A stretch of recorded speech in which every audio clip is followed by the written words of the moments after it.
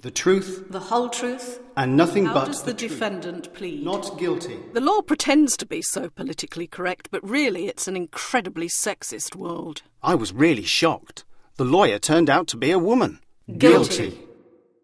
Hello, I'm Gary Slapper, Professor of Law at the Open University, and with me is Frances Gibb, Legal Editor of The Times. 100 years ago, women played virtually no role in the law or the legal machinery.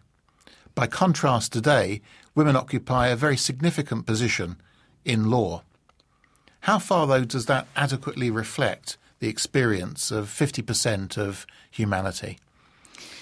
Well, Gary, it's a very good question. I think, as you say, 100 years ago, women were virtually non-existent in the law. So by comparison with that, yes, they've come a very long way.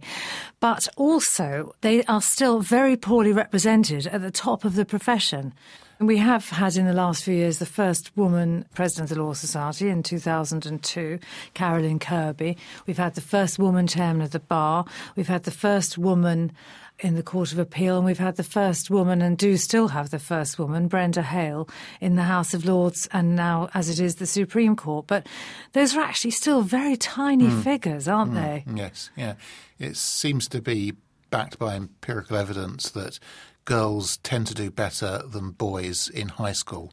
It's certainly true on the last tranche of empirical research to say that females do better than males at university. There's a higher proportion of firsts and 2-1s awarded to females than awarded to males at British universities. And at the point of entry to the legal professions, there are now equal numbers of females and males. I actually think there are slightly more women now entering both branches of the profession than men. The big question is then what happens? And are they facing discrimination, or are they finding something about the legal profession and the lifestyle and the way of working that's not palatable to them?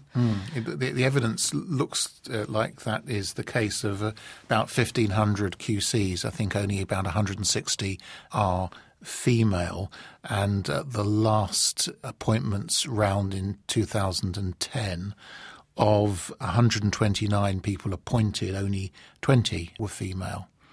It looks like there is something dissuading people from applying. I think only 40 or so people applied for those 20 successful places. That's right. So when we talk about progress of women in the law, yes, you can measure it from the very poor state where, as you said at the beginning, women were virtually not seen. And you can say, yes, they've made great strides. But what's going to happen now? It almost seems to have kind of hit the buffers, doesn't it? I just heard Baroness Kennedy, Helena Kennedy, the other day talking. And, of course, she's a great criminal barrister and a great feminist and so on. And she was recounting her early days at the bar when you would be the only woman in chambers very often. Or some chambers wouldn't take women at all. They'd say, we don't do women. Or they'd say, oh, yes, we do women, we've got one. And it's still a bit like that. And she was making the point the Supreme Court is still like that. They do women, but they've got one. So where are the others? It must have effect, or there must be the absence of an effect of that experience, which you could say is 50% of human experience, from informing decision-making. And I suppose people could say, well, human experience is human experience. It surely doesn't matter what's the sex of the person making a decision. If it's human experience, 11 good men and 1 good woman is the same as 6 of each gender. Do you think that's a convincing argument? No, I don't. I think it's a bit like the House of Commons, but it is a very male atmosphere. It's like a male club, particularly the bar. And I think women have to reach a critical mass before you begin to slightly disturb that. I remember, again, Eileen Pembridge. She was the first Woman Law Society council member, if I'm not wrong. And there were no loos for her to use, and they had to actually install special loos in the Law Society. I know that's just a physical manifestation, but it shows how it was very much a male club, and they hadn't contemplated what to do. It's a bit like women in the robing rooms, where are they to change? Although I don't think these changes are necessarily particular to the legal profession. No, I think that's a very interesting point. It's also borne out by the experience of Brenda Hale. She said that the House of Lords corridor, when they were there, didn't have any female toilets. She's observed preserved. In some ways, not to be made to feel welcome and to be a part of something natural must have an effect. And even if you, as I'm sure she did, overcame that particular difficulty, it's still something which is unnecessary, anachronism. It's emblematic, isn't it, of the kind of complete atmosphere. And so even a small number of women has actually changed things a bit. But I think in greater numbers, it will change not just the whole atmosphere, the way that place works, and this is the same in any workplace, but perhaps the content of the law as well, the way things are looked at, don't you think? Yes, I can't imagine that the way that law in relation to things like custody and divorce, separation, the distribution of property would have developed in the way that it has done if this had been an exclusively male preserve over the last 50, 60, 70 years. I think that there is a discernible impact of the female mind and experience on the law. And in a way, it stands to simple reasoning that if the experience of women, which is demonstrably different from men in many key respects, is not part of legal reasoning. For example, in the old law of provocation, for a great many decades, running really into centuries, it was the law that if a man caught his wife in bed with another man and he killed that other man and or the wife, he would have a defence of provocation. Whereas the exact obverse situation, if the wife caught her husband with another woman, she could not avail herself of that defence. A demonstrably indefensible position, but one that the law adopted. And you can't help think that had there been females on the bench, that would not have occurred in that way. I think that's right. I think having Brenda Hale, with her background in family law, will have an impact over time in the Supreme Court. And already, not in that area, but in judgments, when you read her judgments, she sometimes is the only one who actually focuses on the personal aspects. I've noticed that before, and it's interesting. It's just a different way of looking at it. And is every bit as important a valid segment of human experience as the male part. But just to come back to your point about why more women are not reaching these levels, I mean, why do you think? I'm not sure now that there really is much discrimination. I'm sure there's a bit, but I think it's more to do with the nature of the job. For example, if you're in the bar and you've got to try and be self-employed and run a very busy practice, and then you've got to look after small children, those kinds of problems. Going out on circuit if you apply to be a judge. What do you think? Absolutely, I entirely agree.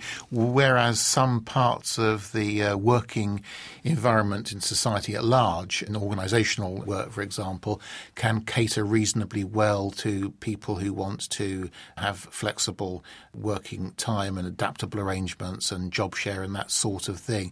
I think it's much harder to transpose those sort of flexible arrangements into the world of the individual professional. And there was research from King's College London in 2010 from Professor Janet Walsh, who interviewed 800 women, that suggested that nearly half, 44% of the people that she spoke to had thought that utilising flexible working arrangements, your rights, if you like, at work, was itself a reason among the higher officers of a firm, the partners, for having a negative impact on promotion. Yes, so on the one hand, that you get the right, or companies provide flexible working or part-time working, but then if you exercise the right, it's held against you, or so women perceive. Yeah. So you are in a kind of double bind. Having said that, and I think we often still see cases of sexist allegations made from women in the city or whatever, big city firms, those still happen. But I think generally workplaces have improved, and that's across the board. I mean, in my own workplace, we don't any longer have the kind of people who, I can remember one in particular, who used to take great delight in pinging my bra strap. Well, those kinds of people aren't in the workplace anymore. They'd be drummed out, I think. Yes, the attitudes have changed. I think that's a very vivid illustration of how far that we've come from a social circumstance where that sort of behaviour, or bottom slapping or something, would have fitted into the general way of doing things and wouldn't have been regarded as improper by probably a majority of people, to a time where it would be quite an egregious way for anyone to behave, bordering on the illegal. Exactly. I mean, we all have heard of horror stories about the way pupils are treated by their pupil masters at the bar. These are trainees, but those kinds of instances, which still exist, and I think a recent report on pupillage found one pupil was required to go and sit at her pupil master's home to wait for a plumber to arrive. Those kinds of instances, I think, are the minority, very much the minority now. But I do think that despite that improved kind of atmosphere, improved attitude, the actual job is sometimes not in the law, is not very conducive to women. And we've just mentioned, and the judiciary in particular.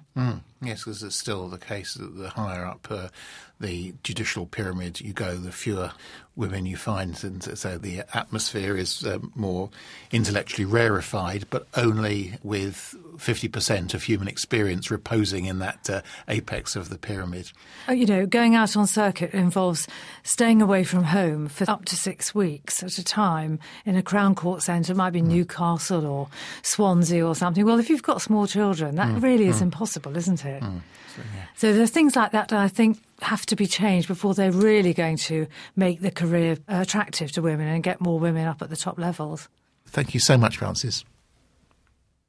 This is a podcast from the Open University Business School Law Programme. For more information, go to www.open.ac.uk/law. From the Open University. For more information, go to www.open.ac.uk/use.